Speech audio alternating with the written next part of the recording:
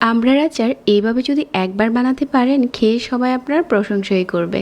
এই রেসিপিতে আচার এত টেস্টি হয়, আর বছর জুড়ে সংরক্ষণও করা যাবে। 1 কেজি আমড়া নিয়েছি, আর আমড়াগুলো আগে থেকে ধুয়ে নিয়েছি। আচারের জন্য আমড়াগুলো আগে থেকে ধুয়ে নিতে হবে। তারপর পিলার দিয়ে খোসা ছাড়িয়ে নিচ্ছি। উপরের খোসাটা একটু পাতলা করেই ছাড়াতে হবে, যাতে সবুজ অংশটা থেকে যায়। এভাবে করে আমড়ার খোসাটা ছাড়িয়ে ছুরি দিয়ে এরকম স্লাইস করে নিচ্ছি। আমরা কিন্তু ছোলানোর পরেই পিচ্ছিল হয়ে যায়, এজন্য টিস্যু দিয়ে ধরে তারপর ছুরি দিয়ে এভাবে করে কেটে নেবেন, তাহলে ইজি হয়ে যাবে। সবগুলো আমরা কেটে নেওয়া হয়ে গেছে। আচারের জন্য একটা স্পেশাল মশলা বানিয়ে নিচ্ছি। 4টার মতো শুকনা মরিচ, আর এখানে 3 টেবিল চামচের মতো আস্ত ধনিয়া, আর 2 টেবিল চামচ দিয়ে দিচ্ছি 5 ফোড়ন। এগুলো খুব ভালো করে টেলে নিচ্ছি আর শুকনো গুঁড়ো করে নেব।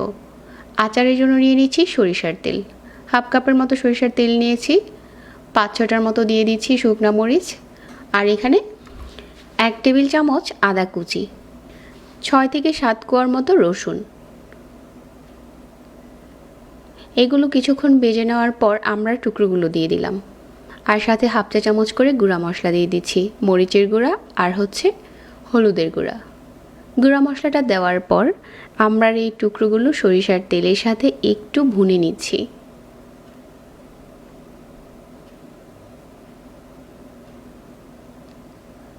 এভাবে করে বেশ কিছুক্ষণ ভুনে নিয়েছি, আর এখন আমরার কালারটা চেঞ্জ হয়ে গেছে। আর এই পর্যায়ে এখানে দিয়ে দিচ্ছি সরিষা বাটা 3 টেবিল চামচ। যে মশলাটা প্রথমে টেলেছিলাম এটা গুঁড়ো করে এখান থেকে 2 টেবিল চামচ দিয়ে দিচ্ছি। আর এখানে তেঁতুল দিয়ে দিচ্ছি, প্রায় 50 গ্রামের মতো হবে। আর স্বাদ মতো লবণ দিয়েছি। 1 কাপ চিনি দিয়ে দিচ্ছি। সব কিছু ভালো করে এখন মিশিয়ে নিচ্ছি। এই আচারে আর কোনো রকম মশলা লাগবে না। এখন শুধু অল্প আঁচে নেড়ে যাবেন।